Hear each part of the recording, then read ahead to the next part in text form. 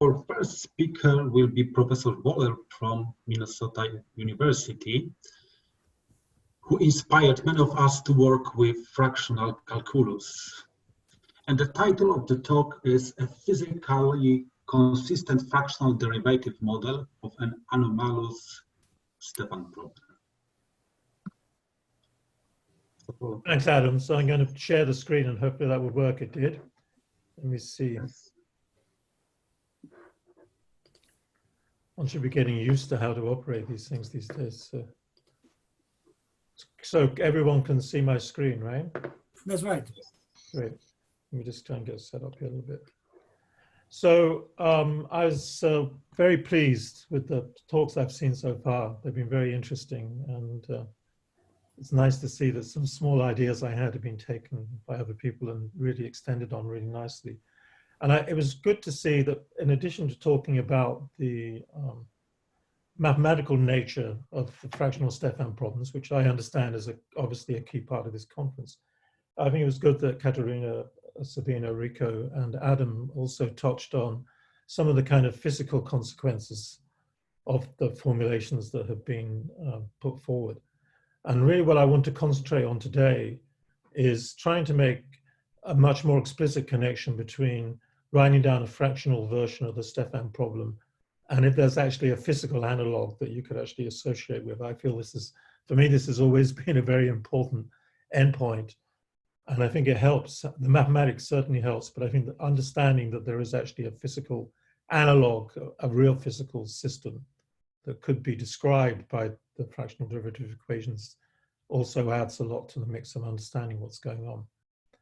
So I want to start in the first place with the, let's just go back. Let's see if I can get the annotation thing to come up. Okay, great. So I want to start in the first place by looking at the Stefan problem. And this is pretty much, I'm way back, too many slides here. Oh, I missed it on the wrong page, just a minute. I can't seem to get out of my talk. Oh no, okay, give me a second. I'm just having a bit of a technical difficulty here.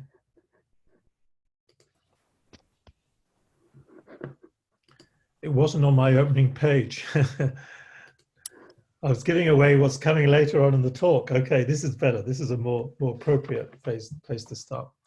And so we want to look at this, the Stefan problem. And I'm just going to start off with the simplest Stefan problem that people have talked about, the one-phase, one-dimensional Stefan problem. And so this is a formulation that's been given by a number of authors already up to this point. What I really want to emphasize here, I think, in relation to some of the things that have come up, is that this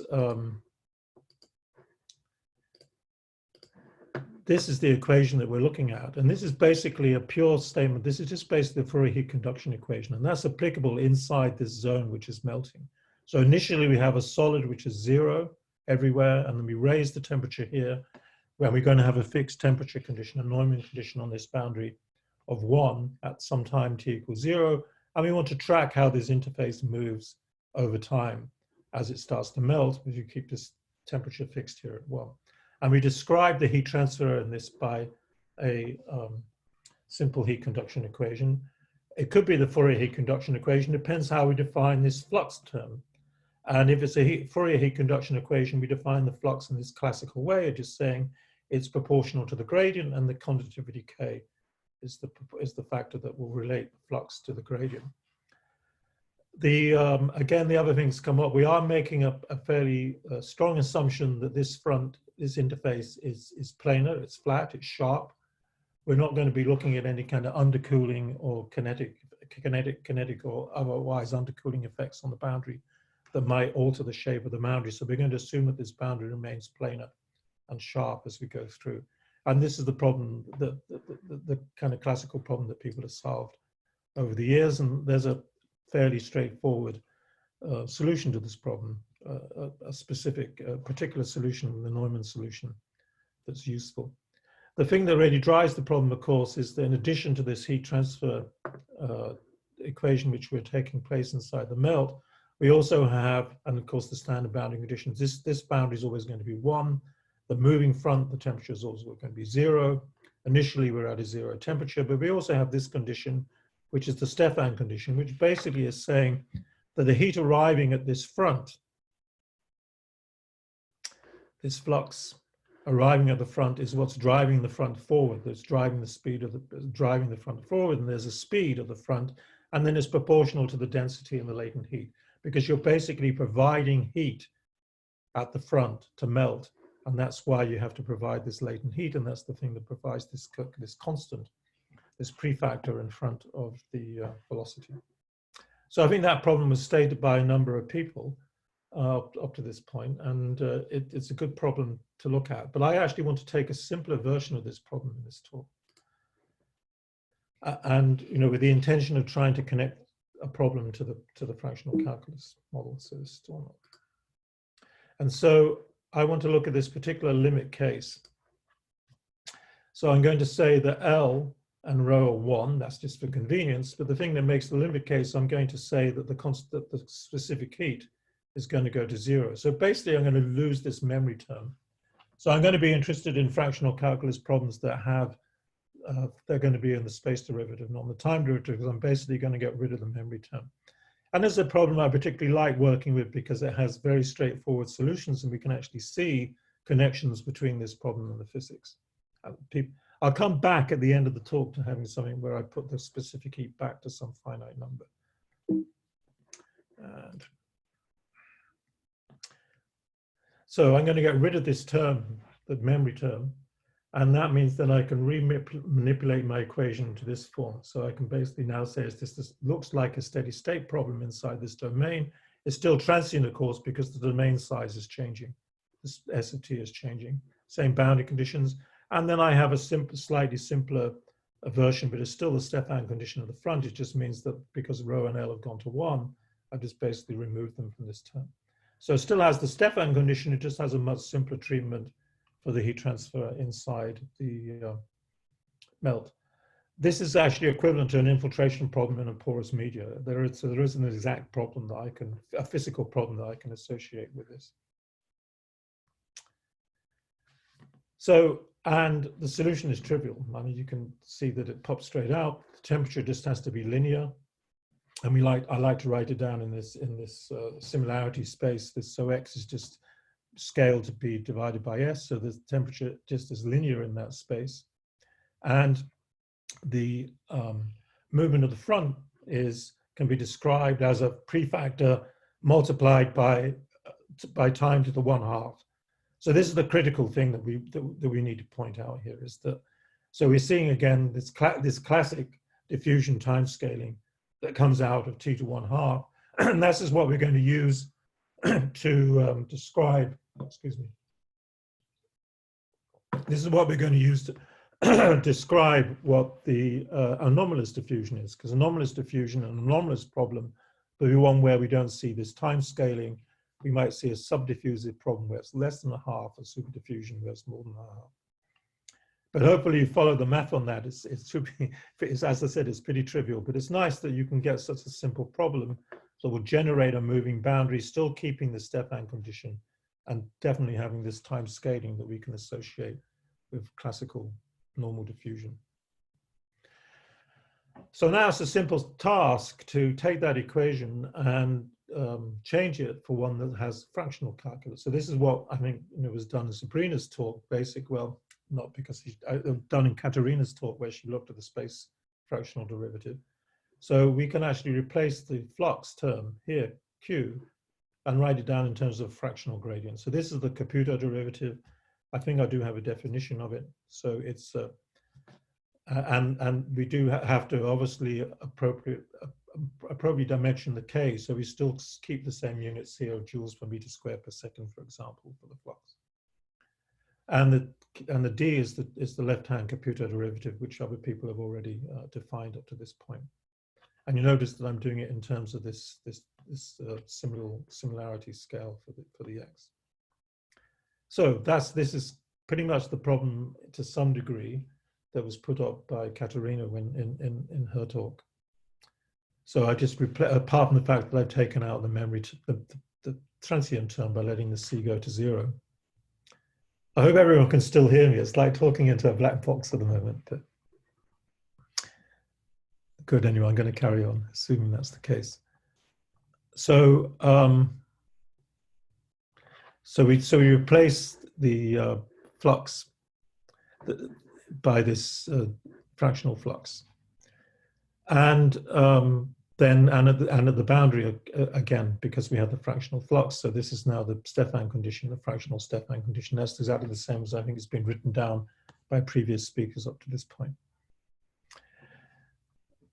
And again, this has a very nice solution to it. It's fairly straightforward. I think one of the previous speakers put up some of the simple derivative forms that you would get with the computer derivative. And it's quite easy to see that the solution to this problem is 1 minus x to the alpha. So we now recover the order of the derivative, which is between 0 and 1. There might have been a slide that pointed that out. So this alpha here is between 0 and 1. This recovers that the same form we had before, but now it's x to the power alpha. And we can find how the front moves. And now the time exponent is 1 over 1 plus alpha as the exponent in the time. You notice here, if I let alpha go to 1, I'd recover exactly what I had for the solution where, for the solution with just the Fourier heat conduction term. Any questions up to this point? So far, so good. So far, so good. Good. Just making sure everyone's there. Thanks. So here the critical point is, so this is a very simple problem. And the only element that's different from what's been presented by some other speakers is that I just basically removed the transient term. Of course, from a mathematical point of view, I might have stripped out all of the stuff that has any mathematical interest. But from a physical point of view, it's interesting because I can immediately see that in this system that that this explicit particular solution recovers a super diffusion behavior, because remember alpha is between 1 and 0, between 1 and 0. So this is going to give me a term that's between 1 and a half. So it's going to be super diffusion because the characteristic time scaling is greater than a half, as opposed to being 1/2. So it's a nice problem to look at. But what is driving me is, what's going to drive the rest of this talk is, so is there a particular physical system that will follow this anomalous behavior? So I want to actually see, can I actually physically try and construct something that's physically realizable, let's hope, or let's say, that will give me the same kind of behavior? And more importantly, I think, is can we equate the alpha, this alpha that appears in our fractional Stefan problem, limit fractional Stefan problem, can we actually relate it to given physical properties of that system that we're studying? So I don't really want to try and fit the model by just finding values of alpha. I want to come up with a system where I can actually see what the value of alpha is based on the properties of the physical system that I'm solving. And I'm going to take the rest of the talk just going over what that system is. So I did mention the other idea, I think in response to when I was talking to Rico at one point during the first session on Thursday, that the idea, in order to see these fractional calculus models be realized in nature, you have to have some kind of power law scaling. And one place to look for this is in fractals. So what I want to look here is the most classic one-dimensional fractal, the Cantor set. And I'm going to do exactly the same problem that what we were just looking at. The only difference is now I'm going to have rather than having a constant conductivity, thermal conductivity, as I had in my previous case, I'm going to have a conductivity where these resistors, I'm calling them, so these are the bits that are left in the Cantor sets, are going to have one conductivity Kr, and the spaces of the Cantor sets are going to have another another conductivity Ks. And I know, and this is the problem I'm going to solve. So this is actually solving the very first problem that I wrote down, not the one with the fractional calculus. There's no fractional derivative here. I'm solving the basic heat conduction problem for this system. And the only thing that's different to the first problem I showed was that this value of K is now going to be Kr in the resistors, but Ks in the spaces. So it's like solving a compound conduction problem, conductors in series. And the nice thing about this is we can actually write down an exact algebraic expression for this problem. That's what we're going to say. One of the things to note is here I've shown the classic Cantor set, which has a generator which has n equals 3. Because you can see this has been the generator. So this is the construction order 1. This is construction order 2. And this is construction order 3. I can also have different construction orders. I can have an n equals 4. I could have an n equals 5. Today, I'm just going to focus on the n equals 3. And so we can think about this as being the first order of length 3. So yeah, so I'm talking about length 3 because I'm thinking about each of these lenses. I want to call this thing in here a lens of simply just being, I'm going to argue that they're just going to be of unit length. So these are unit length ranges. So this is a unit length for conduction Kr, a unit length for conduction Ks. This is a unit, these are 3 unit lengths. So this is a length of 3 of conduction Ks. So the first order is length 3. The second order construct of this fractal is length 9. And the third order construction is length 27. So I'll just keep those things up here. So this is a third order. So n is my order of construction. Little n is my order of construction. Big N is the nature of the construction, whether it be a 3, 4, or 5. So I can solve this problem algebraically at particular points. So in particular, I can find an exact time to get to the end of the first construct, of the first lens. So this is a very simple conduction in series type argument. And I can extend that and find out the time to get to the end of any given construction, at the end of any given lens. So I can go for the algebra of a conduction in series and I can solve this problem. I can solve this. So again, remember the Ki in here could be Kr or Ks, depending on whether I'm in a resistor or a space lens. So I can write down that solution. And more importantly, what I can do, I can also write down a solution for what the temperature profile would look like at the mid. So when the front is at this location, at the end of some given lens, I can write down the temperature profiles and the midpoints by this construction. And this is all exact, provided I just interpret the solution at these particular points when the front, so I'm still tracking this front moving through, lies at the end of one of the lenses. And I can calculate the times to get to those ends of the lens by using this construction in here. So let's look at the special case where Kr is 1, but Ks is very, very large, right? So I'm immediately trying to allow a case where I'm going to have hold-ups in these blue spaces, but I'm going to allow for kind of fast paths in the white spaces because the Ks, the resistance, is very much larger. And large enough to the point where I can assume that 1 over Ks is effectively 0. And so if I put it into this model, this is the model which is tracking the front. This is giving me the time for the infiltration or the Stefan front or the melting front to get to the end of the ith lens. And this is then the temperature profile behind that front at the center of each of these lenses. So what does that look like? If I look at, got to keep moving this thing out of the way.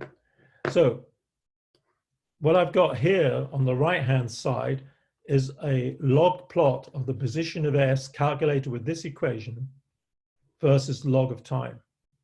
So we immediately see, I hope you agree, that this is a pretty darn good power law. So it means then that the S is going to go as T to some power. If it had been normal diffusion, that power would be 0.5. So I imagine the slope here might be 0.5. What I've shown on the left-hand side is a log of 1 minus T. So this is so I can get it to plot on the log. So this is the log of 1 minus the temperature field versus X, this temperature field that I've calculated in here. So this is the temperature profile, or 1 minus the temperature profile behind this front. It's a little bit zagged. You can see it's jumping up and down, and clearly it's going to, because in the spaces, there's going to be the temperature profile is going to be essentially flat because Ks is so large. And remember, in this problem, my flux is constant throughout here. At each point, my flux has a constant value. And this is, by the way, is n equals 10. It's not the n equals 3. I've actually expanded this domain to 10 constructions, or to the 10th order construction. So this is just one temperature profile, but I could collect all the temperature profiles as I move up. And if I do that, I end up with a plot which looks like this. Right? So what I've done here is the same plot as I had before, but now I've just superimposed all of the temperature profiles that come up. I mean, you can see that all of the possible previous temperature profiles up to the point where the front is currently located. And again, you can see that it has this, zaggy, but I would argue that there is a reasonable case for being able to say that there's a power law approximation in that too. And we can see that. We can plot a power law through this. So this is the best fit power law. And so this is like a representative temperature profile. And what it's saying is that the temperature profile goes as 1 to the x to the 0.64. So that's the kind of encouraging thing, because we can see, or better still, let's look at this side. This is much clearer. The front moves as t to the 0.61, which is greater than a half. So it looks like solving this system, which is exactly just solving a basic heat conduction equation, but by having this kind of power law distribution of connectivities that gives me a power law distributions of transport behaviors, hold-ups in here and fast paths in the white spaces, I managed to generate something that gives me a super diffusive behavior, which is quite encouraging. But now what I'd like to do is to associate this super diffusion behavior, this value, can I associate it with some measure, some geometric measure of the fractal? And the obvious one to use is to use the fractal dimension. So let's see how that would work. And I can do this actually formally, because what I can do, I can look at, I can just say, well, let me just write down. So this is the front plotted through every single lens. But let me just write down the plot to the middle of each of the constructions. So this is the middle of the first construction, middle of the second construction, middle of the third. And what I can do when I do that is I can show that fitting through these 3 points, I can fit this power law through the 3 points, and I can show that the power law that fits through these 3 points is actually given by this expression, where df is the fractal dimension. So if I can fit a power law, so fitting a power law through where the s arrives at these 3 points, I can explicitly calculate what the time exponent is going to be. And I can write it down in terms of the fractal dimension. I can also do the same with the temperature profiles. I can map the temperature profiles through the midpoints. So if I'm at this point here, I can look at all the midpoints of the previous constructions and fit a temperature profile through those points, and I can show that that goes as 1 minus x to the df. If you remember back to what we had before with the fractal calculus, it was 1 minus x to the alpha, and this was 1 over 1 plus alpha. So immediately, hopefully, you can begin to see that this df in here is taking the role of alpha. So this is my connection that I can get between the problems. So if I do this calculation for this particular fractal, I can calculate what df is, and I can calculate what this exponent is. So this, for this system. And this is directly calculated just in terms of geometric properties of this fractal. And if I put those back on the graph that we can see, the plots, the log plots, you can see that it's essentially overlapping the fit that I had before. Not quite, it's a little bit different, but it's close to being the fit before. So in other words, I've solved this problem using a basic heat conduction equation. But I've managed to recover results that demonstrate anomalous diffusion behavior. So putting that together, we can see that this is the kind of bottom line. So this is the problem. This is the fractional calculus problem. Here I'm assuming some kind of homogeneous domain, but I'm assuming that there's behavior inside this melted region is such that I need to write down the flux with this. I need to write down the flux with this fractional derivative, Caputo derivative order alpha between 1 and 0 and 1. I end up then with this super diffusive behavior. And here I'm solving the basic normal Fourier heat conduction equation, but in a domain that has different conductivities. And they're distributed in this power law sense, ever expanding, increasing power law sense by this, by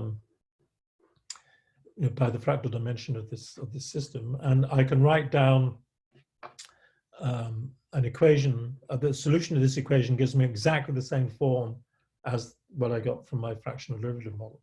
So I can claim that if I was to take K star and write it down as a known function of the fractal construct n, the fractal dimension df, and the value that I'm using for the resistance conductivity, and I associate alpha with df, then I can make these two problems consistent. This becomes a model, this fractional calculus model, equation becomes a model for this system.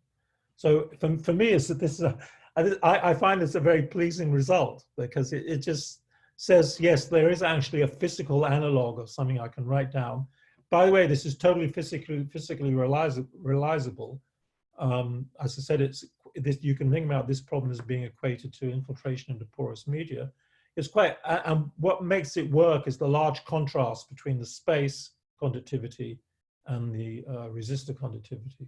And if you look at porous media permeabilities, which is what the K would be in that infiltration case, you can get large orders of magnitude change between a gravel and a fine silt, for example. So you could actually construct physically, I think, I have to try this in the lab, a system that will give me this type of behavior, and which I could model if I so chose with a fractional calculus model. So briefly, I hope I haven't gone too much on my time. Let's just go back to the original, back to the Stefan problem that people have been interested in. So now let's go back and try and solve this now with this term back in. So I put this memory term back in. So this is the problem that people were looking at previously, except I'm still not solving it as a fractional calculus problem. I'm solving it as a full problem. This is the Stefan condition. And now I'm going to have the resistance values being 0.2 and the space values are 1. That's because under the numerical solution is disconvenient. As I've mentioned before, what's important is the contrast between these two values. We want the resisting value to be much smaller than the space value. And then that allows the space values to act as fast paths, and fast paths in these systems are the thing that generates the superdiffusion behavior. And so I'm going to go back and set C and rho. I'm going to set C back to being 1. Rho and L are still 1 as they were before. And if I solve this numerically, so this is not an analytical solution, I'm not sure, but people were working towards, well, this is, and again, I stress this is not for the fractional case, this is for this problem. You can see that this is the first lens. So there's some initial numerical startup over this first lens, but once I get beyond the first lens, it's pretty faithful to a power law. And this power law is, the green line is the numerical calculation, and the black line is a fit, but a fit with choosing the DF, using the fractal dimension of the carpet. So this also works. It's interesting that this setup will give you a way of associating the value of alpha in the fractional space derivative with a geometric measure of the system in which it's operating in. And I think that's it. That's all I have. So I can take any questions up to this point. Thank you for your talk. I guess Rico is ready to ask questions. Good. I figured Rico might want to ask some questions.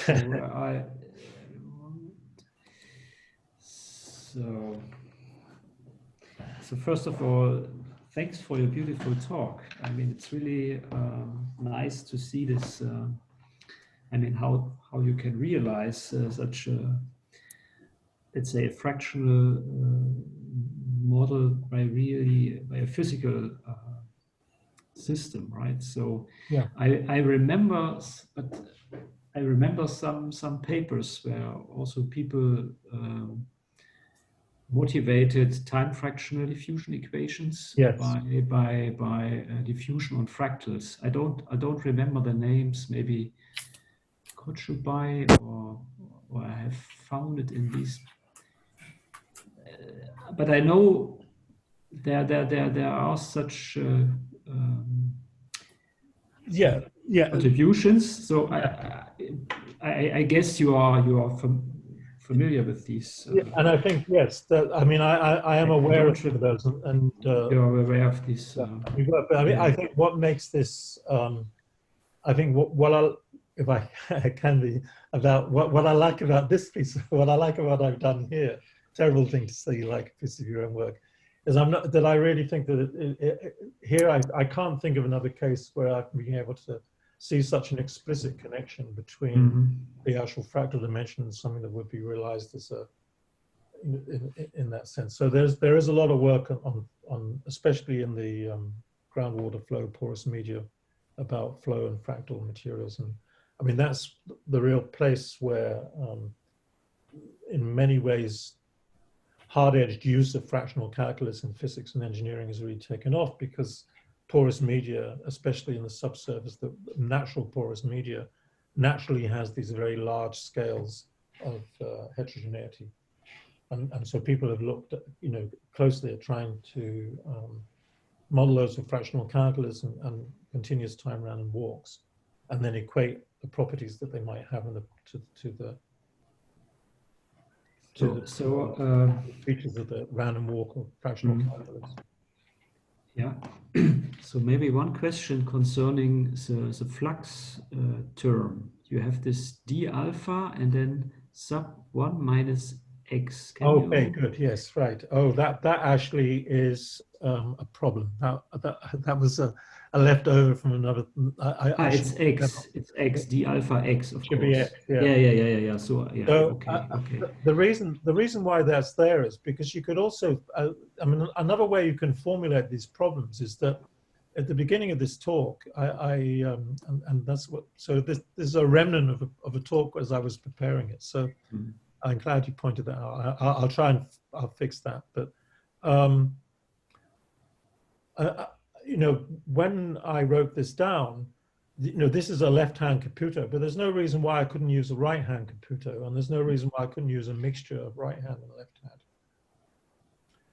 And can you see? I mean, there's no reason why I have to go between 0 and x. I could go between x and s, for example.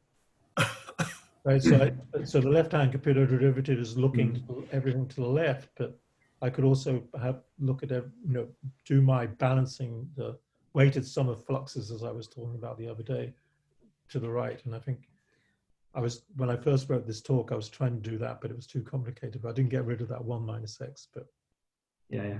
So usually when you look in the literature and you find something, let's say space fractional, one uses somehow, I would say, a kind of fractional Laplacian, right? So it's not a Caputo derivative, but usually one has, let's say, a power of a second order operator, right? And then it's symmetric somehow. Yeah, I think that you have to be careful here. I think because when you look at so typically when, and I mean, this is the question that's come up before, and this is an interesting point. So typically, I'm trying to go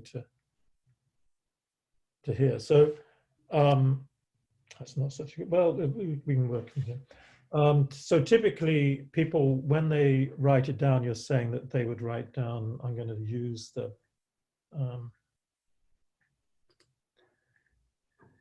so that you're saying that they might write down Q, or that basically better saying that the so I mean this is the balance equation, right? That's how I look at it. The divergence of Q, and you're saying that sometimes people write this down as being, they might write it down as a of t, let's say, right? Because I'm thinking about Q here as being a d alpha by t in one dimension. I'm thinking about it as this is a bit. I'm thinking about it as being a fractional calculus like that. So you can. Some people might want to write it down like this, right? Is that what you're saying? Where this alpha plus 1 is then. Now the trouble with that is that the so there's some options about what you can choose here. You could, we talked about, people have talked about using Riemann-Liouville versus Caputo derivatives. So you can do this. This is the step, for me, this is the statement of heat balance. It's saying the divergence of the flux is equal to 0, or whatever, it's equal to whatever. So this is the absolute physical statement. Now, if you're writing down a Riemann-Liouville derivative, then this, this becomes a correct statement. But it's not correct. You can't say that, in other words, you can't say that the divergence of, I'm going to not do that way, just do this way. And someone else can jump in if I'm saying something that's wrong, because I could easily be saying something. I don't think you can say that the,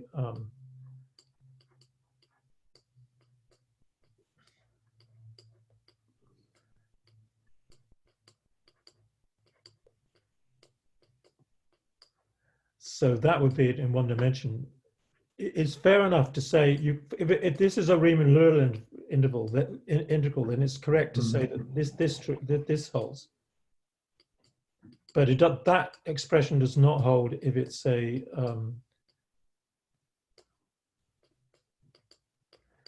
that this will not be true if it's not a Riemann-Liouville. It's not necessarily true for a Caputo derivative. Of course, if the derivatives vanish at the origin, then it is. But in general, it's not true. So this is actually a better, I much prefer this statement as a statement of the continuity, and then just recognize the flux that you have to, this is the flux term. So mathematically, this might be more appropriate. From a physical point of view, I feel this is a more appropriate way of writing. No, I fully agree. So one should stick to the flux formulation, divergence of the flux, and then you have a constitutive law. But I was just thinking of not using, let's say, a Caputo or Riemann-Liouville fractional derivative, but which can be viewed somehow as a fractional power of the derivative, right? But instead, one could also think of taking a fractional power of the Laplacian in some sense. Okay. This is what I mean. Okay. So let's say, you could say I take the usual derivative to power alpha. Okay, got it. Great. And then let's compare this to, let's say, in some sense, I take the Laplacian or the negative Laplacian to power alpha over 2. Yeah? So that the order is the same. Yeah. Yeah. But it's a different operator. I mean, mathematically. Yes. Right. Yeah. This is. So are you saying that? Are you saying, for example, that, because this is interesting, I think for me, I think you might be saying, you're saying that let's get this, that you want to write. So you replace the you could write Q, for example, as being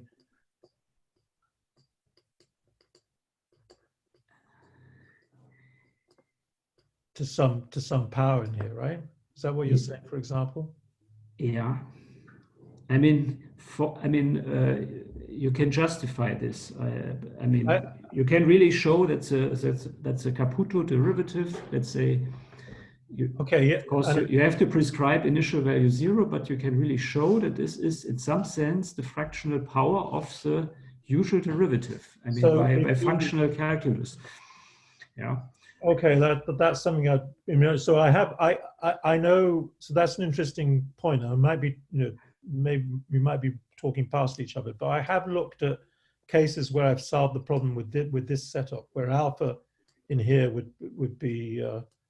I'm not sure there's some restriction on the alpha, but that's how I define my Q. So as I'm saying, it's just the flux, just the gradient. I'm saying it's the gradient to some power. No, this is not what I mean. But this is again an interesting point, actually, because this is also related to nonlinear equations, right? Yeah. And this is also something you may Do you wish to write on the whiteboard? Yeah, yeah, or maybe. Probabilities. So So what I was saying though, with this case, and I have to see what your case is. With this case is interesting because you would, if I was to substitute this into a standard Stefan model, I would recover. I mean, I have to choose alpha in some appropriate way, but yes. I can recover. I could recover super or subdiffusion by just choosing this alpha here. So you can definitely get these. So the behaviors I'm seeing here that I'm showing in this talk, you can definitely get them by assuming this nonlinear form. For the movement of the front, you know, where the telltale is in what the temperature profile looks like. So if you really want to, and you know, maybe that's the other thing I have to add to this analysis. But if you really want to show that it's, because with Roberto and Fedi, we wrote a couple of papers where we've looked at comparing fractional calculus models for the flux with models that assume this nonlinear form. And we've shown that there are particular signals that you would only get from considering fractional calculus that you wouldn't be able to get with nonlinear models. But you look for the signal in the temperature distribution, not in how the front is moving, because you can get the time exponent of how the front advances, but it's what the temperature profile looks like. You get different. You might get a concave dot versus a concave down temperature profile. Now there are the two versions I was speaking of. Great. Yeah, right. You see, but it should be negative Laplacian to the power alpha over 2, so that the orders coincide. Yeah. So it's really nice here. So you have, I mean, because I have had many discussions with colleagues about, I mean, fractional equations and versus, I mean, using nonlinear models, right? Like a porous medium equation, the classic also a P-Laplace equation. Because if you use the version on the left, right, with this really power alpha, then it looks like a P-Laplace equation. No? Yes. Okay. Yeah. So it's really interesting, and my impression was that people from physics, they prefer linear equations, linear constitutive laws, and so they prefer non-local constitutive laws and avoid nonlinear expressions. Yeah. But this is. So I could, if you're interested, I can send you these two papers where. With Roberto Gara and Pellicini, we compared this model. And then the other point was about what is on the right-hand side. So if you take a negative Laplacian, right? I mean, it's of course not so clear how to define this on a finite interval, but there are also versions of this. So when people consider fractional diffusion equations, I mean fractional in space, they would usually take a fractional Laplacian, and then this corresponds somehow to jumps. It's a pure jump process, what is behind, right? I mean, it's of course a different story, but just it's what is interesting here is that you use these Caputo fractional derivatives in space, which I would say is not so common when I look in the literature, right? And but it's interesting, right? But you know that it's also not so common because in the past people have always felt they rejected Caputo derivatives because they feel they're not. I'm getting echo for some purpose. They feel they're not conservative, and that's only because they try and write them down, you know, in this fashion where they write it like this, right? Which And then I mean, and so so Piotr and Toki, what's his surname? Piotr. We just we wrote a paper. I wrote a paper. Piotr. Yeah, Nyamba, and on how to deal with boundary conditions for this basic diffusion equation. And there's a previous paper that was saying that, you know, don't use the computer, and we were saying basically do use the computer, because we showed the computer was actually better in terms of, because you were doing this more exact balance, it was actually better at recovering what would be physically correct. I think there's someone else that might want to ask a question though. Excuse me, one little comment. Can you hear me now? I can hear you perfectly. Mm-hmm. Yeah. Okay. I think that there is in one, when you work in one dimension, the computer derivative is related to the P Laplacian, and that relation is described in the paper of Caffarelli, Allen, and Basor that you mentioned, Professor Sacker, yesterday in your talk. Okay. Yeah. I need to.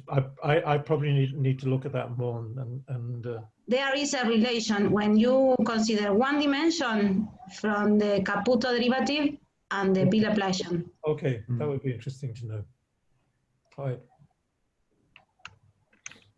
But that might be, you know, in that, it'd be interesting to see what the kind of context is of that, because, yeah, but it's certainly exploring these kind of ideas that Rico's pointed out here and their relationship to fractional calculus is again, from a physical point of view, something that's worth doing.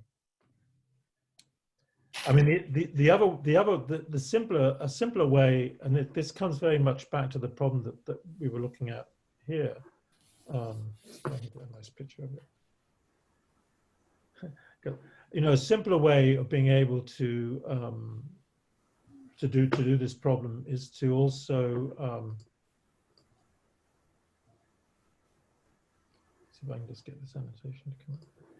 Is also to take this k in here and write down this k as a function of x, right? Which it clearly is, right? But I can write it down as some function of x, which is power law in some way, and I'll probably still get what would look like a fractional, an anomalous behavior. And again, so just looking at the front, looking at how you know, this front is equal to t to some power, you can generate what would appear to be subdiffusive behavior by taking a nonlinear conductivity, taking a nonlinear gradient, or doing fractional calculus. And that's what we try and show in this paper with Fede and Roberto. But the thing that was, you know, that tells the story is what happens to the temperature profile. And those tend to be distinct signals for the different choices that you might choose, if that makes sense. So if you really want to see if a physical system is governed by fractional calculus, you need to both look at, you know, the exponent, a physical moving boundary problem. You need to look at the exponent of the time, but you also want to look at what the profile, what the temperature is doing, what the temperature profile looks like. That makes sense. Yeah, very good. I mean, in my talk, I also had the example of ultra-slow diffusion. So where some other kernels pop up. So I guess you can also get something like, I mean, here it's maybe different because you have super diffusive behavior, but I mean, depending on the geometry of your, of your material, I guess you can also create different kinds of behavior. Absolutely. And if I send you the paper, in one of the papers, Roberto Gara was the co-author, he came up with a way of choosing, I don't know if he was choosing a value for the conductivity or about, you know, or a combination of the conductivity and a fractional calculus that was able to generate exactly what you said. My ears perked up when you talked about the ultra slow. So he managed to generate that signal as well by appropriate choice of the derivative, about appropriate choice of the flux, which is, you know, makes a lot of sense that's where you'd be able to generate these behaviors from. And it's a kind of, you know, it's disturbing, I suppose, from the point of view that you can generate observed behaviors by choosing different, relatively different constitutive models for the flux. And so that's another issue that needs to be addressed, I think. So, when one might be more appropriate to another. And that's why I think you get large debates in the literature when people are trying to, in the groundwater flow literature, when people are trying to compare these models to actual data, there's a big fight about someone saying their model's more physically reasonable than someone else's, but they're both, fitting effectively to what they're observing. So they're good debates because you understand more about how the system works, but they can get a little bit tense sometimes.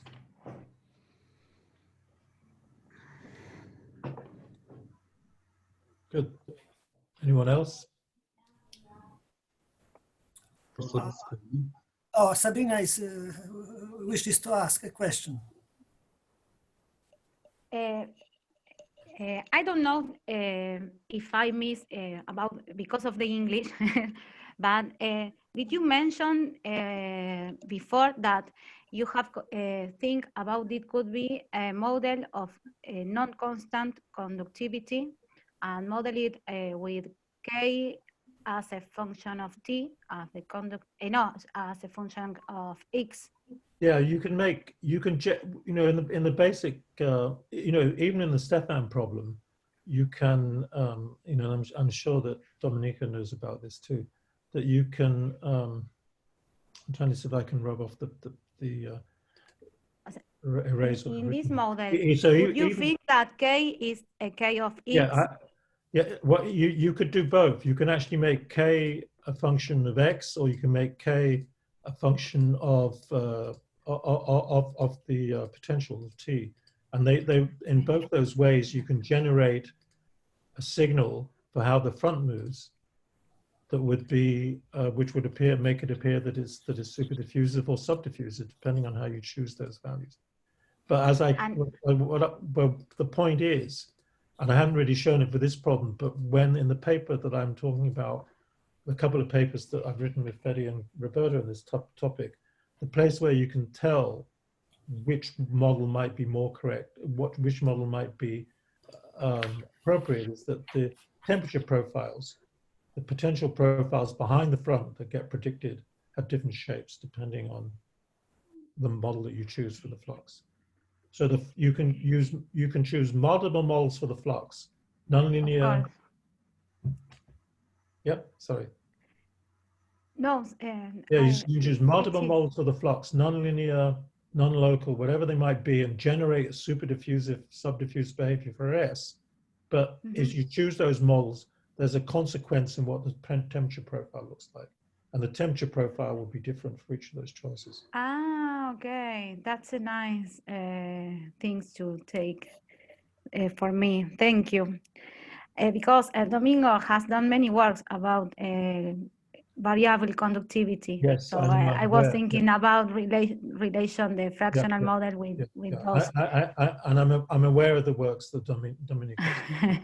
And another question as a physician that you are, and are you agree about considering a constant with another units of measures that can equiparate the unit of measures in a balance equation when we work with fractional flux? Yes, right. Yeah, I did. If you agree, I will be very happy today. Well, I skated over that because it's something my brain always starts getting a headache when I start learning how to do that. But I mean, I did try and say here that I'm assuming there's appropriate dimension. Abruptly. What that should be or should not be, I haven't. I thought about it, but I haven't had any kind of deep dive on it yet. But is that what you're talking about, Sabrina? Yes, because we have mentioned that thing in our papers with Domingo as a mathematical idea, but I didn't know if when you see from the physical view, it's something acceptable. Yeah. I suppose I should be able to get back to that now because, maybe I should look at that at the end here, because this, when I write down this function, which I'm saying, oh, it's a long way down.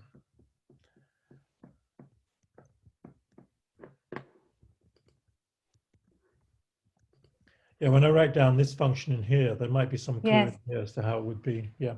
I mean, I could write this down formally, and it'd be interesting to see how that would be, if there's some dimension I can identify on this side. I have to look at that.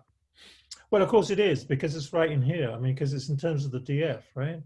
So Okay. so normally this would be, you know, in a normal case, this would be a Euclidean dimension. So it would be a dimension of in this case 1, but now this is the dimension of less than 1. Okay, fantastic. Right. Professor. This is actually this. I think that if I recognize that, you know, K is a normal conductivity, but then I have this DF in here, I think I'll get the units. I'll get the required units in K. Fantastic. I should check on that, but I think that's how it would be. Yeah, because this is non-dimensional. This will have the dimension of conductivity. This has the dimensions of length to the alpha with yeah, an so this is alpha the- power. So, and then of course I have a. That's all right because alpha is a constant. Yeah, so this is a constant term in here. This is constant calculus. So I think I can. K star would probably have the right units. I'll post that in the chat. I'll work on it. In the break or something like that. I have a suggestion. Yeah. Okay. I guess the discussion is very interesting and there are many questions, but my suggestion is let's meet with Vaughan after the last talk in a breakout room. Yeah, that would be fine. We are slightly behind the schedule. I'm and sorry, yeah. I'm going to stop sharing and so you can get on with it. So. And our last speaker is Professor Marganov. And I'm sorry to take so much time away from him. We have to thanks Professor Voller from his talk. And our last speaker is Professor Marganov. Yes, I'm here. I will share the screen. Yes. Just a moment.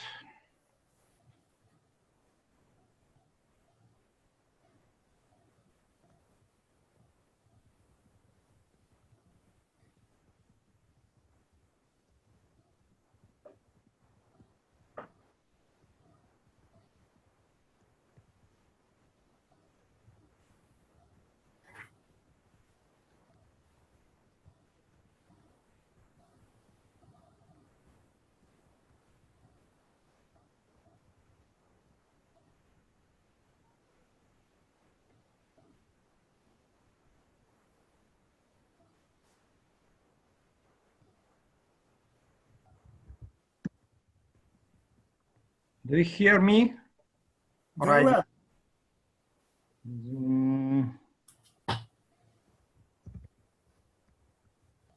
My screen disappeared.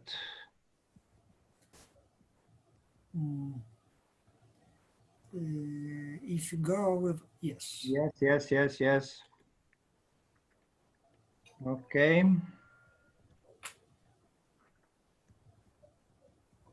I hope I shared screen. Do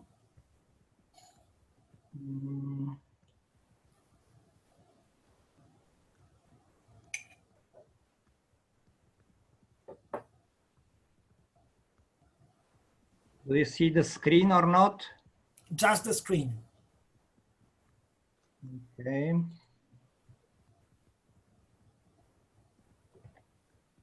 Do you see my presentation? No. No. What you have to do when you switch to share screen, you should see a kind of image of all the different open windows. And then you've got to actually click on the one you want and go to the bottom right-hand corner and hit share on that second screen as it comes up. I believe that I shared. But have you hit, there's two buttons you have to hit. You have to hit the first share button and you have to go to the bottom right-hand corner and hit share again. Yes. Looks good. Oh, perfect. Do you see the presentation now? Yes. Okay. It was very nice, the discussion before my talk, because there were thoughts about fractional diffusion. And I will talk about numerical methods.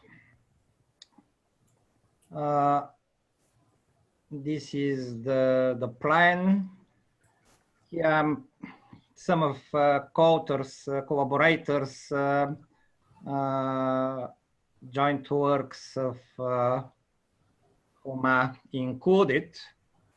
I will skip the motivation, but roughly speaking, when the Brownian motion hypothesis is violated, some fractional diffusion effects appear. And okay, I will not speak about fractional derivatives. As it was discussed during the previous, the discussion within the previous talk,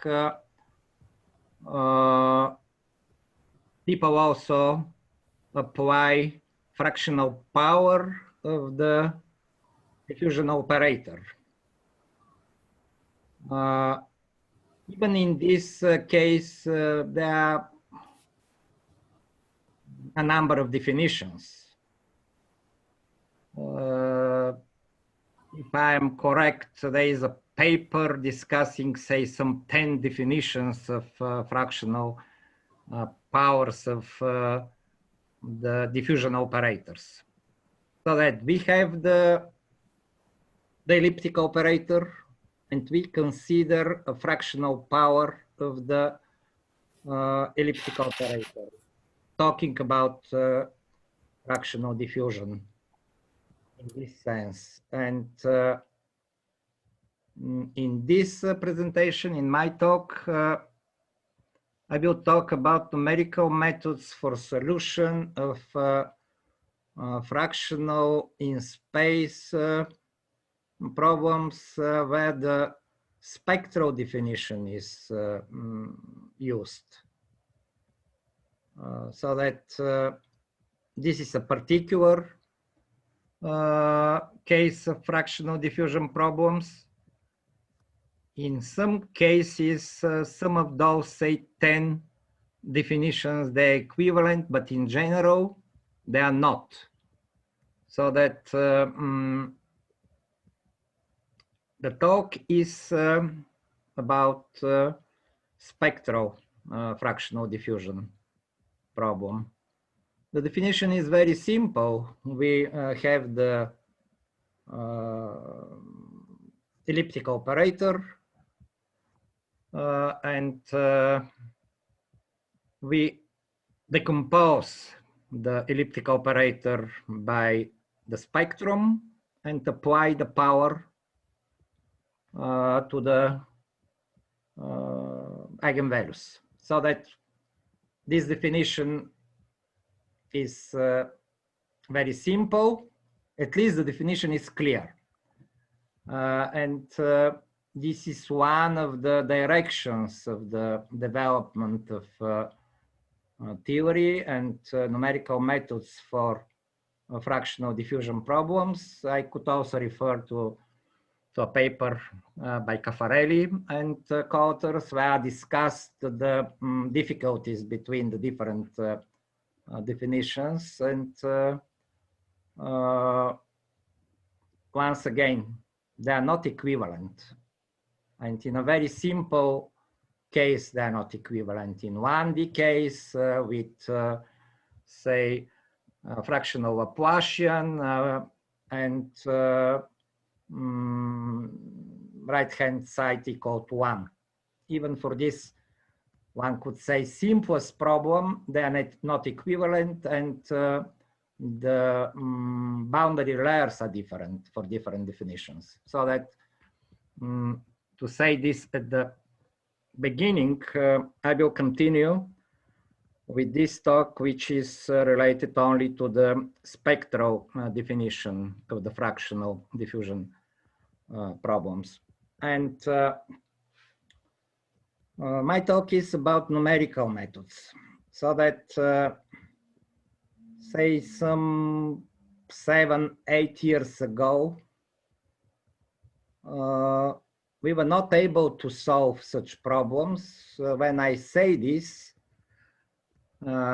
I'm talking about numerical solution of problems in, say, multi-dimensional case and general geometry. So that in this case, we are not able to compute the spectrum of the discrete problem. So that this is the specific situation where we stay. And one could apply standard discretization methods, finite element methods, or finite differences. But here is the estimate of the error when we apply linear finite elements. And you see here that normally for the standard diffusion, we have second order of the accuracy in L2 norms. Here we have h to the power 2 times alpha, and this means that we have only square root of h as a convergence factor when alpha is equal to 0.25, so that this is due to the regularity of the solution. The simple conclusion is that if we have to solve numerically such problems, we need even much more refined mesh to get reasonable accuracy. So that by default, I'm interested in solution of problems in, say, 2D, 3D, where the number of degrees of freedom could be very large. And the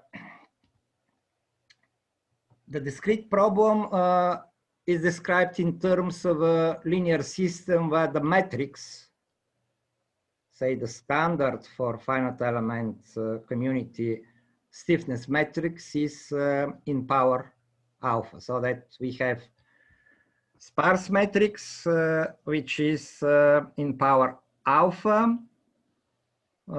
This matrix is not sparse, so that this is a consequence of the non-locality of the problem.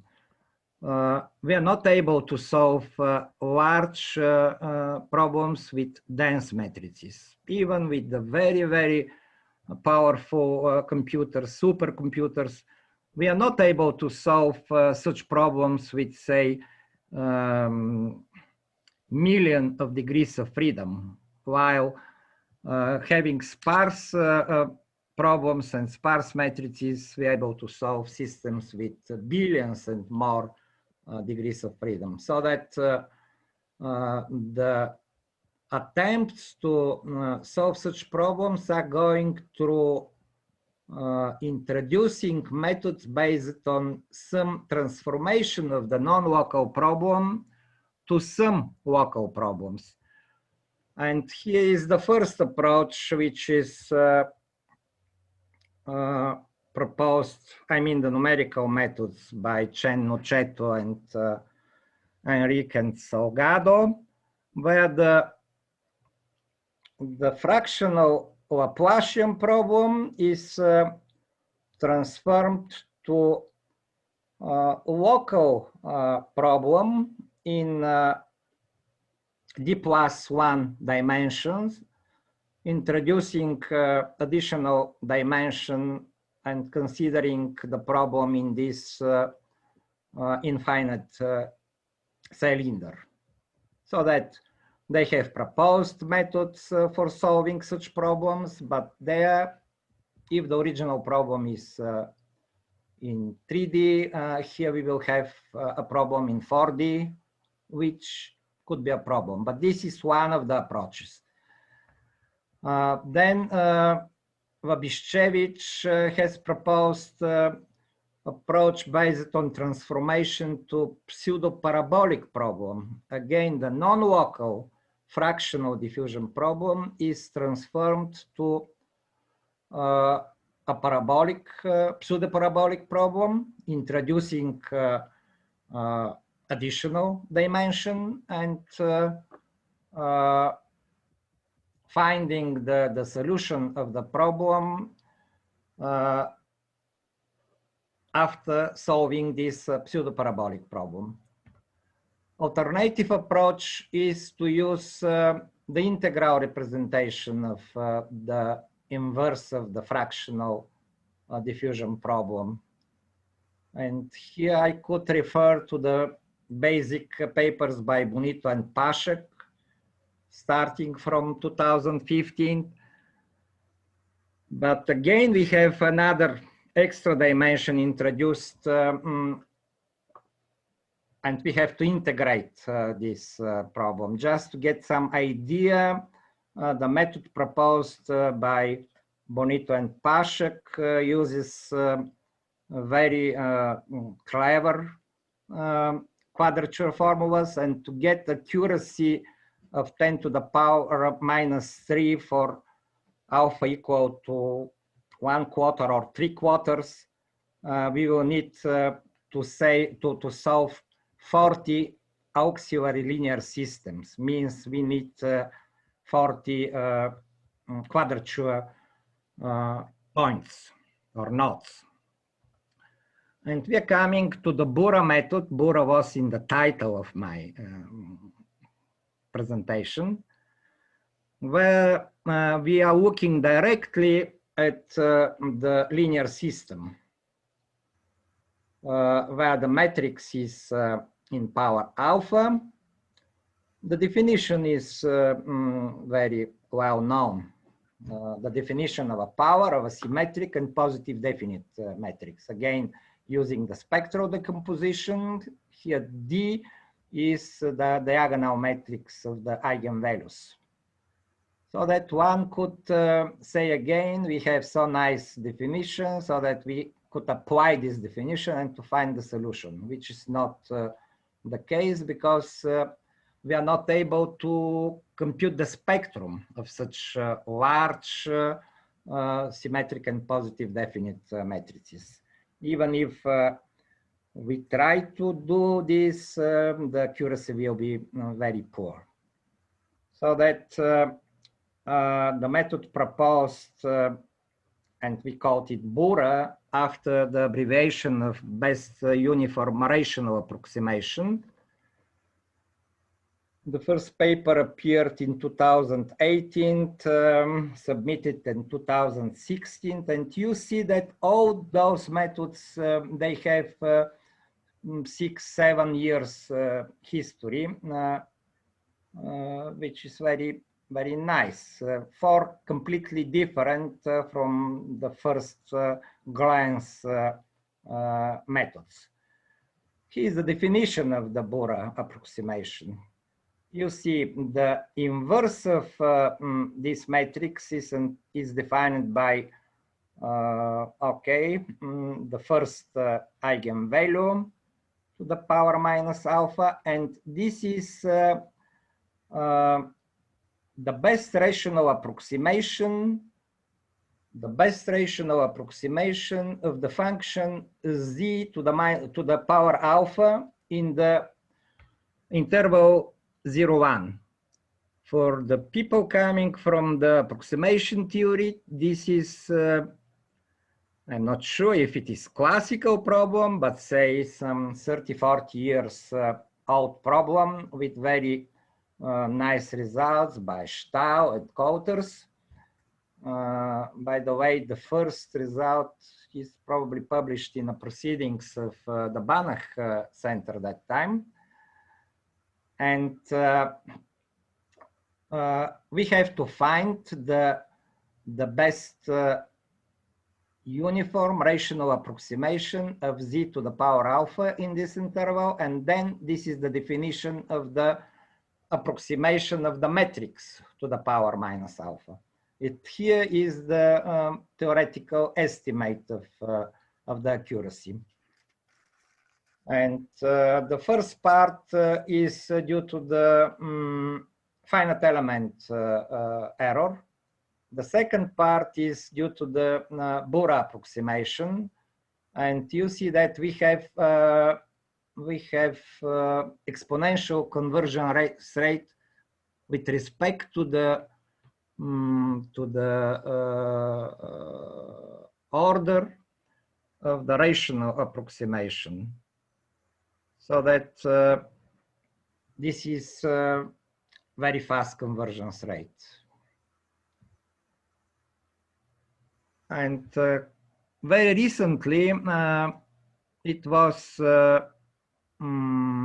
concluded that all those four methods based on elliptic extension, pseudo-parabolic extension, quadrature rules for the integral representation, and the Bura method, they could be interpreted as rational approximations.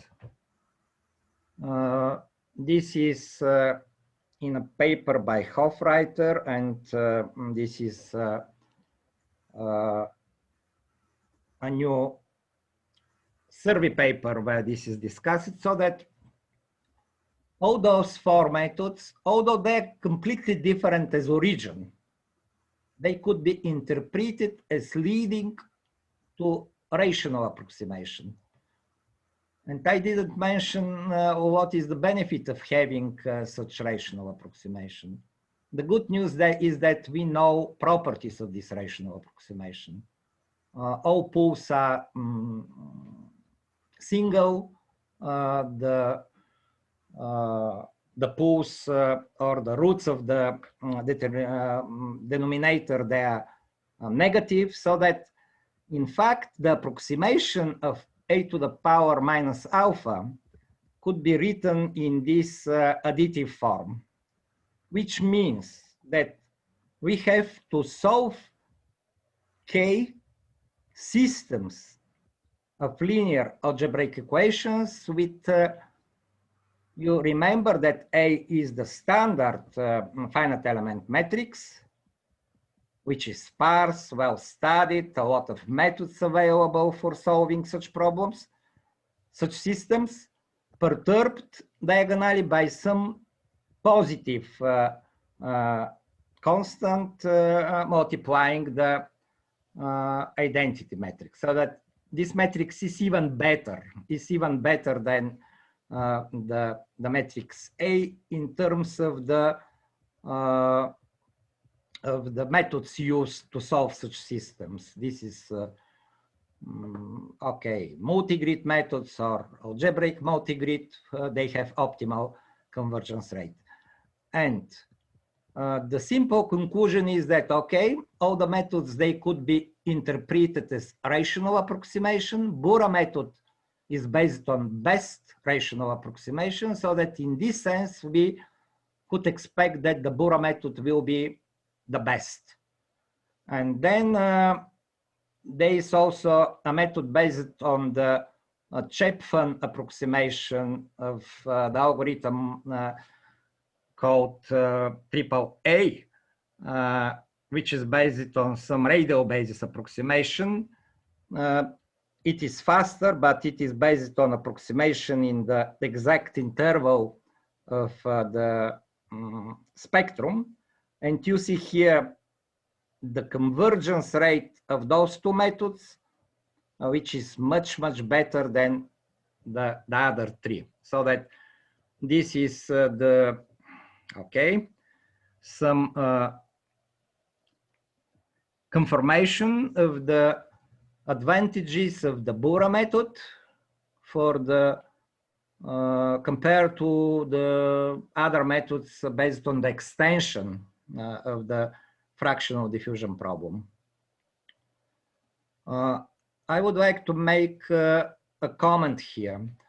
The numerical tests given here are for very simple one-dimensional problem, but this is fully representative because the Bura methods, they are independent, the convergence of the Borer methods is independent on the geometry of the computational domain, so that we have the same convergence for 1D, for 2D, for 3D, independently of the geometry, which is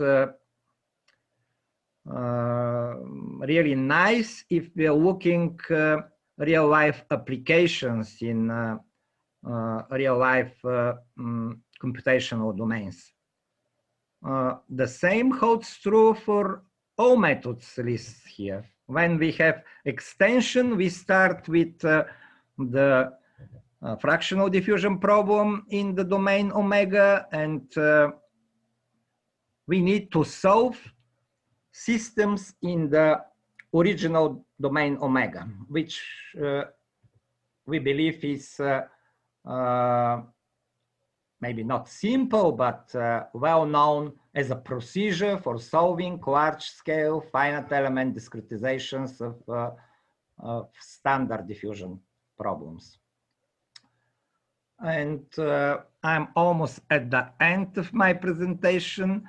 This is just to demonstrate how the Borer method could be applied to solution of a 3D large-scale problem.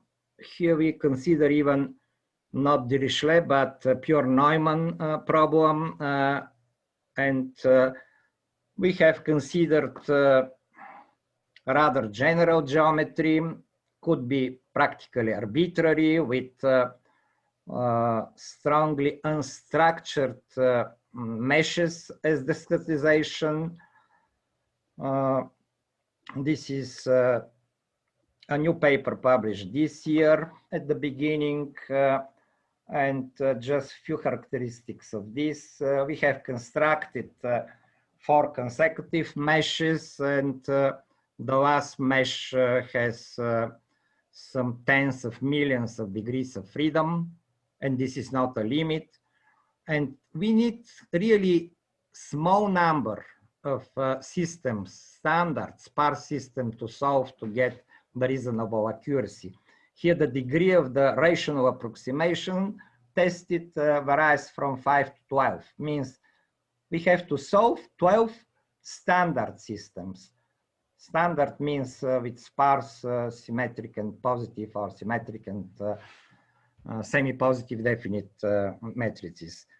For this purpose, we have used the Boomer AMG, a version of algebraic multigrid PCG solver from the Hypri library.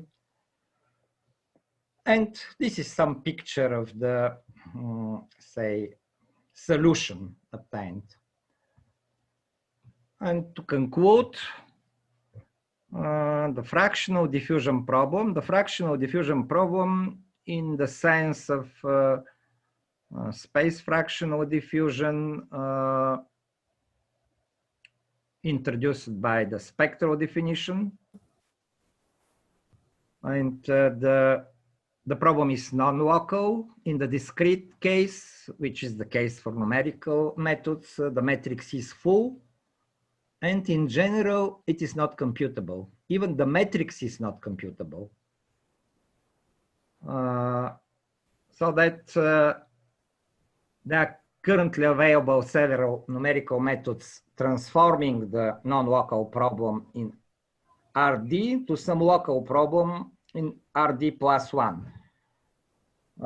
If those methods are applied, we could solve 3D problems, but the degrees of freedom could be, say, 10 to the power 11, which is a challenge even for supercomputers. And the Borer method avoids the computation of the system matrix A to the power alpha, avoiding any products, energy products involving A to the power alpha, which is the typical situation if one would try to apply directly this matrix to some iterative solver. So that we are not able to apply any iterative solver because we are not able to check the residual. so that all those difficulties are overcome through the methods presented, and in particular using the Bura method. And the scalability, we have scalability with respect to the degrees of freedom. Okay, we are most happy when we have a full scalability, and we are talking about methods of optimal complexity when the time, the computing time, or the number of arithmetic operations to solve the problem is proportional to the number of unknowns. So that this is the case of optimal methods of optimal complexity. The estimate of Bura is that it has almost optimal complexity, means a factor of log appears in the complexity coming from the exponential convergence with respect to the degree of the rational approximation. And here are some papers, some recent papers. Okay, I see that he is missing a paper related to image processing, because we started this, say, studies from a problem of image segmentation preserving the volume. And in this case, in our paper appeared a need to solve a problem with matrix a to the power 1/2. So that this was the first time we tried to solve problem with fractional powers of the matrix. But once again, we are ready to solve very large scale problems in practically arbitrary geometries. And we are ready to meet real life applications. In the literature, there are such. So that thank you very much for your attention. Once again, I would like to thank to the organizers for the opportunity to join this very interesting meeting. Really perfectly organized. I'm ready to answer questions. Thank you very much. Now we can start the discussion.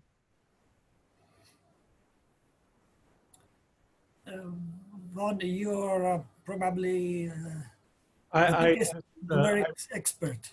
I don't know about that. This is way beyond what I could do, but I think it's really important and interesting work that you're able to build such interesting solvers that avoid this idea of not having sparse matrices when you're trying to solve, especially in multi-dimensions, and the fact that you can deal with arbitrary geometries and you know, the arbitrary grids is really quite interesting. But you mentioned at the end that there's some, so what kind of practical applications are you thinking about trying to apply these to? I mean, so right now you're just solving basically what I see as just steady state problems, which I'm not trying to downplay because it seems to be a significantly hard problem to do anyway. But what kind of applications are you looking at in the long run? What I have seen, the applications related to the flows in the in porous medium. I have seen problems in statistics where power alpha could be even larger than 1.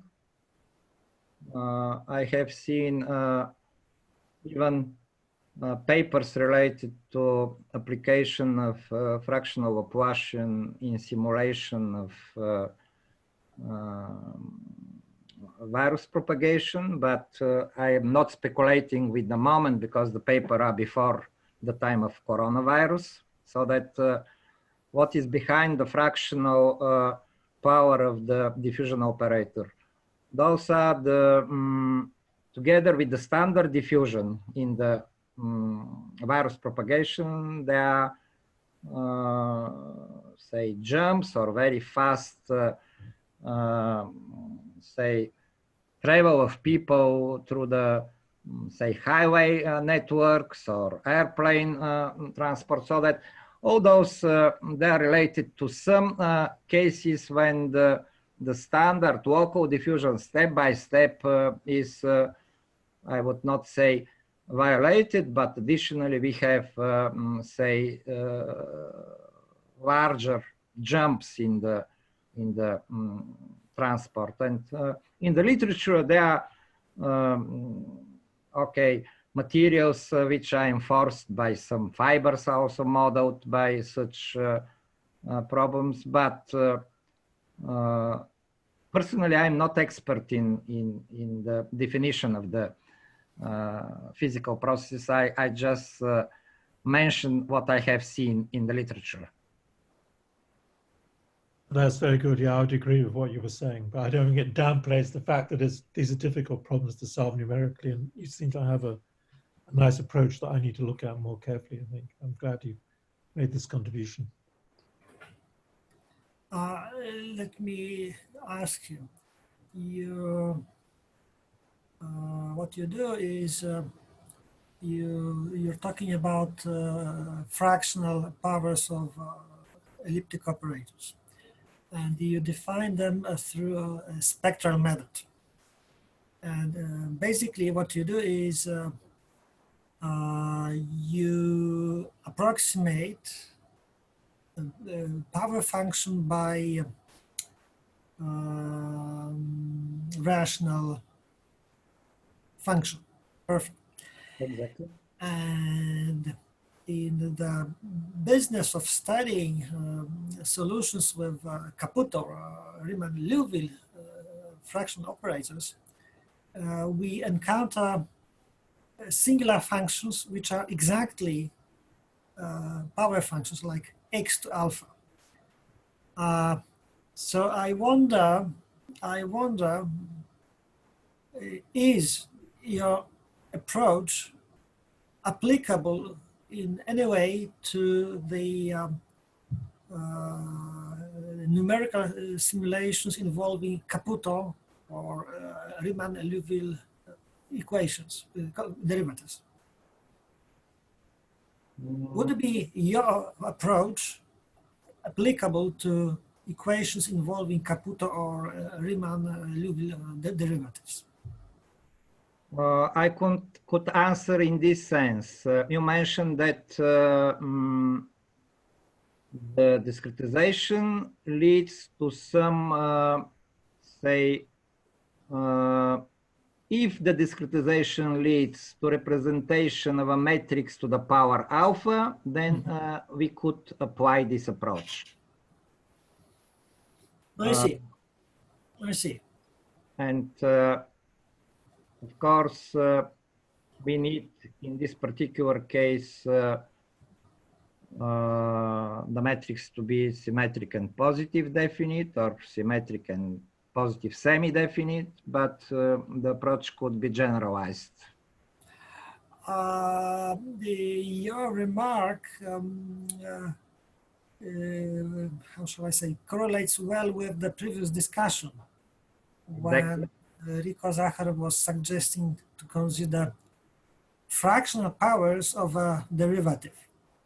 And say derivative is not exactly an elliptic symmetric operator. So could you possibly extend your theory to deal with fractional powers of derivatives? I'm not very much clear what is the motivation to extend this approach, because if we will talk about one-dimensional case, when we have just one derivative, in one-dimensional case, most probably it's possible to solve numerically the problem without using such, say, machinery. We need this when the problem is multidimensional and when the number of degrees of freedom is really huge. Oh, I see. In 1D, most probably it's possible, but I'm not sure that this is really needed.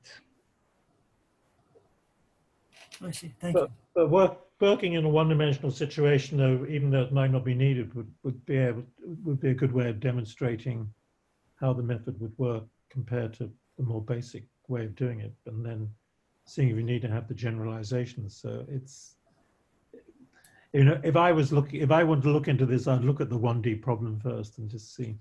No, but once again, we are talking about solver, means we have the discretization of the problem, we have the related system of equations to solve, and we need approximation of this system, of the inverse of this system. To approximate the derivative, this is another problem, and this is not related to this approach. So that we have to consider a solver for the discrete problem. I understand, but if you were looking at using the computer derivative in a 2- or 3-dimensional problem, and you wanted to use this method, if I understand it correctly, you had to be able to write down, when you write down your system, the matrix A has to be to some power of alpha, and then this is yes, where exactly, which is not the case. And then if you look at if I wanted to investigate if I could use this for computer, I could look at a simple 1-dimensional problem and see if I could write the system down in the resulting, say I used just finite difference calculations, if I could write the system down in that way. I mean, that's how I'm thinking that I would proceed, but does that make sense? Let me try to be more precise.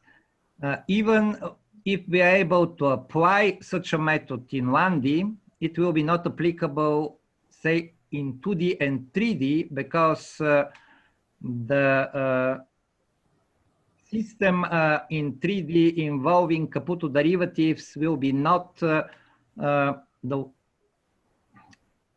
we will not have the situation of a matrix to the power alpha, right? Okay, yeah. This is the problem.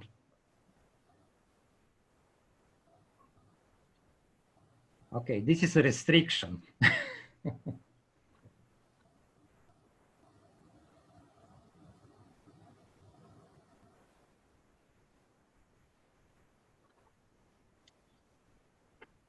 Okay.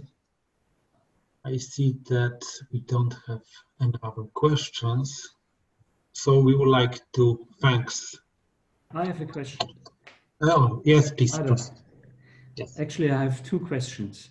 So it was very nice to see these different methods to reduce the problem, so the non-local problem, to a local problem in higher dimension, right? So the first method was the harmonic extension method, which goes back to Caffarelli-Silvestre. And what was new for me was this, you mentioned the name Wabišević, where you have a parabolic or pseudo-parabolic equation. Is this the original paper is about pseudo-parabolic extension. There are more recent works where the extension is to parabolic, so that's okay. So, but I mean, in the first case, Caffarelli-Silvestre, I mean, this is an elliptic problem, right? In higher dimension. And now you have a parabolic equation, right? Exactly. And is there, so I mean, I'm not so familiar with this approach, but are there any advantages here, or can you comment on this a bit? The simple comment is that in general, the different methods, they have their advantages. For example, the method where we have a transformation to elliptic problem, there are more involved estimates in, say, more normal for me Sobolev spaces. So that here we have more rich theoretical results. But we have again some singularity of this coefficient here. Yeah. And it is similar the situation with the parabolic because with the pseudo-parabolic, because we have again there's a t in front of the derivative somehow. Yeah. And finally we have 4 different methods, different origin, but as a result, all of them, they could be interpreted, means they're equivalent to some rational approximation. Rational with respect to the standard elliptic operator. So that you see they are pretty different as origin, but finally, due to the this year results published, they are all they are equivalent to some rational approximation with respect to the operator with power alpha equal to 1 or with respect to the matrix A. So that after that, after this result, most probably we have to prefer methods based on best rational approximation. Okay, I see. Yeah. But okay, people could discuss this point of view. Yeah, but it's an interesting comment that you say there is always like a rational approximation behind, and now you choose in some sense the optimal one, right? So this is how I. And this is very nice. The convergence of the different methods, so that here Bura and this AAA, it is again based on best rational approximation, but using Stefan approximation of z to the power alpha in the exact interval, spectral interval, while the Bura is based on the interval 0, 1. So that this is why AAA method is slightly better, but they are quite similar. They both are utilizing the implementation of best rational approximation. The others, they are starting from extension of the differential equation or integral representation of the inverse of the fractional diffusion operator, then discretizing, and they have their own properties. So that from computational point of view, those methods are substantially better. Okay, and then I have another question, a more general one about error estimates. I mean, when you compare your error estimates in the non-local case to the classical one, where you have alpha equal to 1, I mean, are these estimates stable in some sense when you send alpha to 1? Here, this is the estimate of the Bura method applied in a combination with linear finite elements.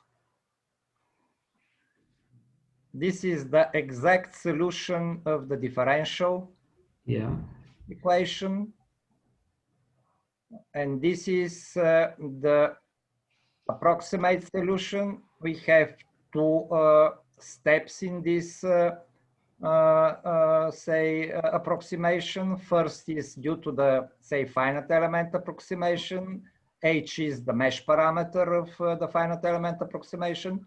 And we have this K, which is the degree of the best rational approximation.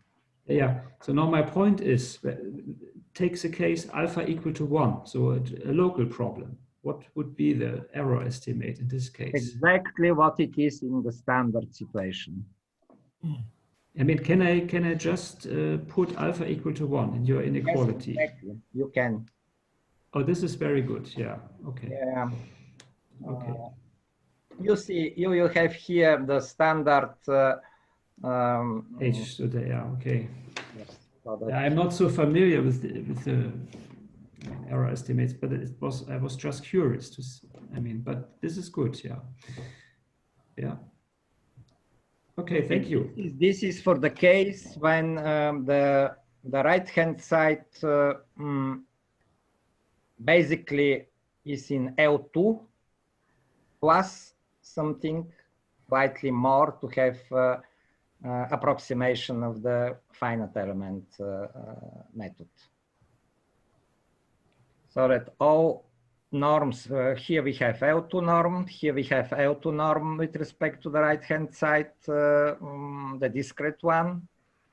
And here we have slightly more than H1, which is needed. H1 is to have just the meaning of the weak formulation of the standard elliptic problem, and plus something is to have some convergence. But they're fully consistent, the estimates. But H1 would be a natural space when you look at the Laplacian, yeah, and you think of a weak solution. H1 plus something. Okay, H1 plus something, but yes, yes. when you have a fractional operator, I mean, you have lower regularity usually. Yes, yes, and you see here that yeah, there are two components in this sense.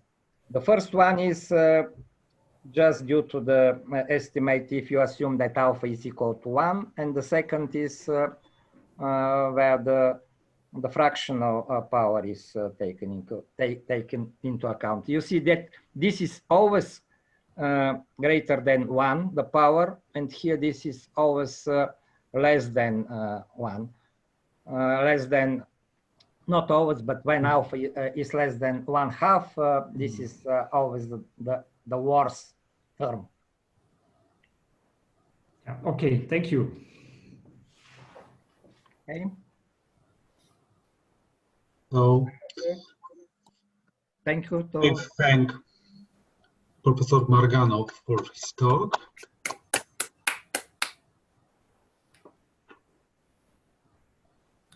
So I guess it's time to say thank you for your coming. Thank you all the speakers of all sessions and for the participants for coming and creating nice discussions. Without the discussion, our meeting would not be such an so interesting. So thank you guys for your coming and for your effort. Thank you. Thank you very much. Thank you very much for providing such 3 really nice, interesting mornings for Thursday, Friday, and Saturday. They're really great. Piotr, goodbye. Oh, Adam, goodbye. Bye. Please keep in touch in any case. Yeah. Take care. All the best. But the discussion with Vaughan, is Vaughan with us or? I am, yeah. I don't know how much time I have, but I'm happy to briefly chat to people, and then we can. There's no reason why we couldn't continue chatting at some other point of time in the future, right? Well, there's no obstacle. We could meet again online to discuss the problems you raised, because from my perspective, you asked a lot of questions. You stated at least 3 mathematical problems. Oh, right, okay. And Sabrina mentioned that some of the problems have been already studied. Yeah. So I would be very happy if we could gather to discuss what is known, what is unknown, and what what we could do. I mean that would be an excellent idea. I mean, because if it wasn't for Roberto Gara, I wouldn't be so much on top of the literature, because every time a paper comes out, he sends it to me. I think Sabrina has the same thing. So yeah, I'd really be happy to do that. But I mean, the ideas I talked about this morning were still forming in my mind a little bit. So I may have misspoken about some things, but it'd be great to get a solid foundation to talk from. So, but I'm not sure if I have time to do it this afternoon because I have another commitment. But that's fine. So I will set up a meeting. Yeah, pretty much any time next. Pretty much, I'm pretty reasonably open. There's some times when I can't make it, but most morning. Perfect. If other people feel they want to join, it'd be great to continue the discussion with Sabrina and Dominique and other people that have Adam. So I guess Adam will be also willing to join, right? Yeah, that would be great. Yeah, there's many people. Adam. Yes, of course. And who else would be interested? Well, here there are Nahuel and Lucas that work with me and Rosario that would be very interested in talk to Vaughan. Vaughan, you are an inspiration for us as mathematicians. It's not, yes, because you are our angel that when someone are saying to us, but why do you do that problem? Well, oh no, there is a reason, of course. As Voller. I don't know if I deserve any reputation. Okay, so it was very nice to meet you and to contact you, and thank you very much. We are so far and so isolated, so it was a great. I'm very happy today. And yeah, good. Well, it's nice. The work that comes out from your group is really, kind of making lots of interesting advances, and the same with Adam and Piotr. So it's good that we should get together and talk. Maybe if we do that, we should try and engage Roberto too, because I know he's still interested in this area. Roberto Gara. Oh, good. Yeah. So let's try and just get a working group going, and we can try and meet next week. Any morning is good for me. Pretty much. Okay. Monday. Okay. So I will suggest, Sabrina, why don't you please be the connection, our Argentinian connection? Of course. And I will set up the meeting, and I'll send out some suggestions for the meeting in the near future. I think that your mornings, Vaughan, are my mornings too. I'm okay. Yeah. You're 2 hour difference. You have the 2 hour difference. 2 hours. Okay. Yeah. It's so okay. So what time is it there? No, I don't have a problem about the time. Only on Monday, Tuesday is the second day. Tuesday, Monday, Tuesday. I teach. Monday, Tuesday on the morning. I teach. It's the only thing I can. Usually no Tuesday. Okay. Usually all my mornings are free. So the second day of the week is Tuesday. That day, no. Okay. Not Thursday. Okay. I will practice my English. Don't you speak Italian? No. Oh, I'm better with Italian. I don't even speak English that well. But where are you from? I'm from England originally, but I'm English. But that's the only. So being English, you only speak English. You don't have to. Lunes, martes, miércoles, ¿verdad? Oh, sí, gracias. Alguien que me traduzca. Because you spent a long time in Italy, right? You had that, you were there. That's where we met the first time, right? At that meeting in Rome. No, when I went to Italy, you weren't there. Okay. I met Federico and Garra, and then you met Andrea. Andrea, okay. I got confused between the two of you. Okay. But I have Italian. My grandfather is Italian, so I get well with Italian, and my problem is with the English. And okay, right, yeah. I should pass 1 or 2 months speaking English. I think I will be better. Yeah, you're perfectly understandable to me, so it's fine. So let's discuss the day of the week. Tuesdays are not good. Yeah. Okay. Fridays are not good for Adam. Yeah, Friday is never good for me. But so we are talking about Monday, Wednesday, Thursday. Yeah. And I would prefer Wednesday. I would prefer Monday and Thursday, but I can't do Monday this week because I have to go to the dentist. Okay. Oh. Okay. Wednesday, okay? Okay, so I'll arrange this. Yeah. Wednesday. Good. Sounds good. Right. Thank you for. Thanks very much. It was such a great, very stimulating. Thanks very much, everybody. See you later. See you later. Bye. Thank you. Bye. Thank you. Bye. I will email to Professor Saka. Okay, he's gone. I will email him because he had helped. Oh, you had helped me yesterday, and I wrote some things. I will send you if. I will send you also an email. Okay. So, thank you very much for your time again. No, it was my pleasure. Welcome. No, Piotr, my pleasure. Argentinians, we hope you can come someday to Argentina. You are a very nice person, and it was a pleasure to meet you. My pleasure. Why don't you come here to Poland? Yes, of course. Bye. Thank you. Bye. Thank you very much. Oh, Adam, nice to meet you too. Bye. Goodbye.